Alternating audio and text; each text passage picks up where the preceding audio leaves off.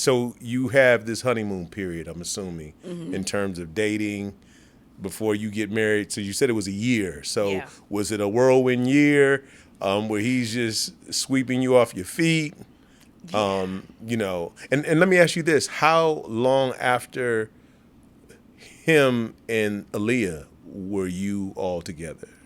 Yeah, okay, so here's the thing that people don't understand too, and I'm not gonna give too much because it's in my book. You have to understand, I was dancing for him in a world where there was no social media. So you have your world over there. I'm an employee. I'm just dancing for this man. And like people really attack me.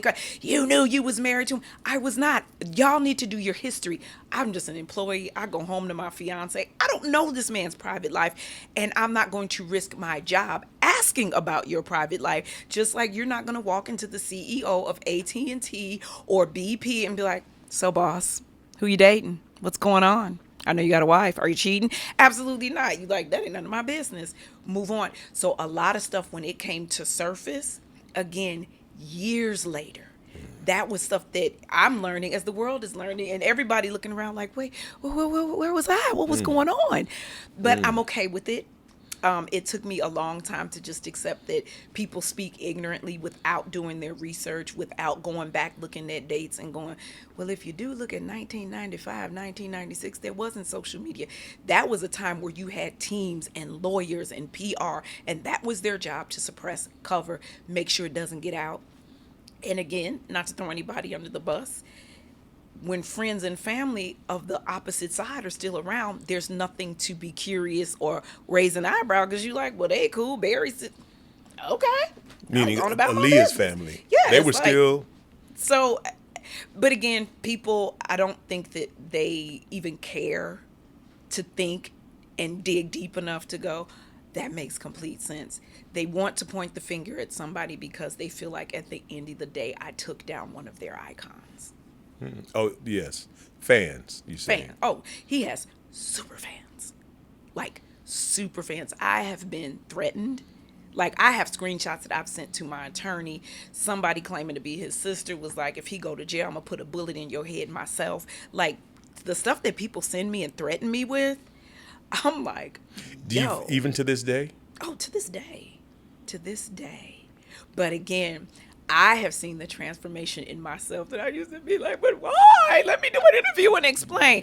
Now, are we allowed to cuss? Because I'm sure finna let y'all. Fuck y'all. That is honestly how I feel. I Yeah. really do feel that way. I'm like, Kanye hit it on the head.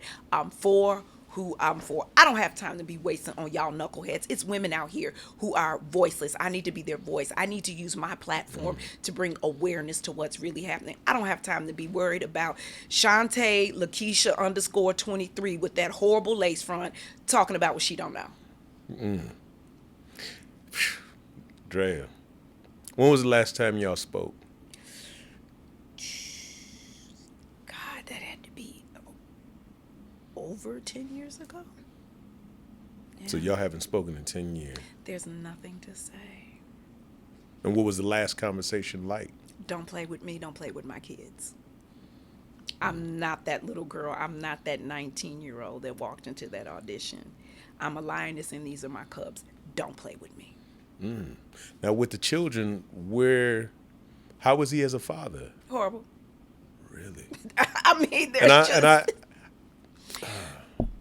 I think that men in a position of power confuse being a provider with being a father. Because there's a mansion, because there's a nanny, because there's a driver. Those are things that you provide. Being a father means you need to be present. And at the end of the day, you're your own boss. So the excuse of I was in the studio or I'm traveling, I'm doing this, your children become before everything. Because at the end of the day, you never sell another album. Or if you're in prison, you're still somebody's father. what is it like with the children and their relationship with him now?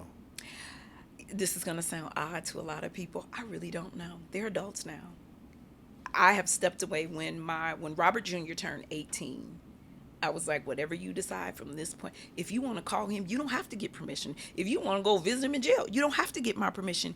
You're a young adult now. That is up to you. But I've always been that mother that I knew how to separate him not being a good husband and the relationship with him and his children as their father. Those are two separate things.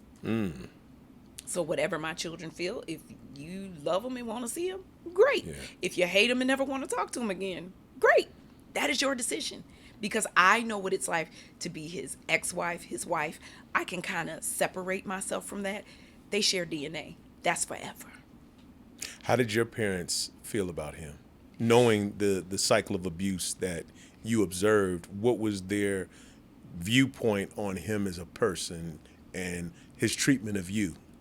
I will tell you this, my dad is a retired naval officer, and he said the next time, if ever it comes to it, y'all will see me on the glass like this. So y'all figure that out for yourself. My dad was like, I better not ever run across that man on the street. Ever. But the respect I have for my father, he's like, but because that is the father of my grandchildren, that is the only grace he gets. Only. That's an interesting perspective considering what you've observed even growing up. Yeah. I think that, a lot of times people take note of people in prison or people that the biggest gangsters, but we all have a soft spot. Yeah. And, figuring out what that is. And a lot of times I've seen some tough guys, if their mamas, hey, we gonna come after your mama now, or your kids, your grandkids. So clearly that was a tender moment for your father. Yeah. Because Okay. for him, it's like, okay, one blow, that was my daughter, but now it's the second, third, and fourth with my grandchildren. Yeah. So that just took my dad over the edge. He was like, yeah, I'm Wow. good.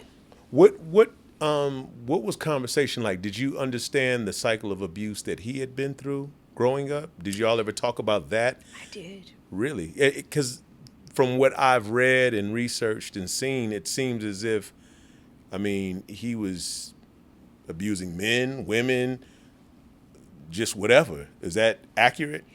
But I think it stems from his childhood, being molested by a man and a woman. Wow. So that's confirmed that he was Oh, yes. molested by both men Yes. and women. Men and women. Wow. Dealing with illiteracy, not being able to read.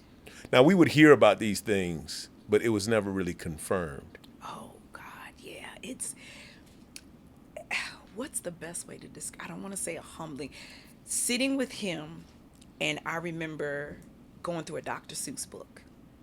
And he gets out of the bed and he goes in the hallway, and I'm like what's, like, he just transformed into this little boy right before my eyes, and I'm like, what's going on? Like, we're just reading stories to the kids, what's going on? And he shared with me, he said, Drea, I don't want to do that in front of them. And I said, but why? He was like, I can't read to them what's in that book. I don't want my kids to know I can't read.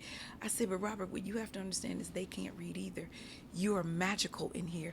Make up the story as you go. I'll help you sound it out. And literally, I was teaching him to read through Dr. Seuss books.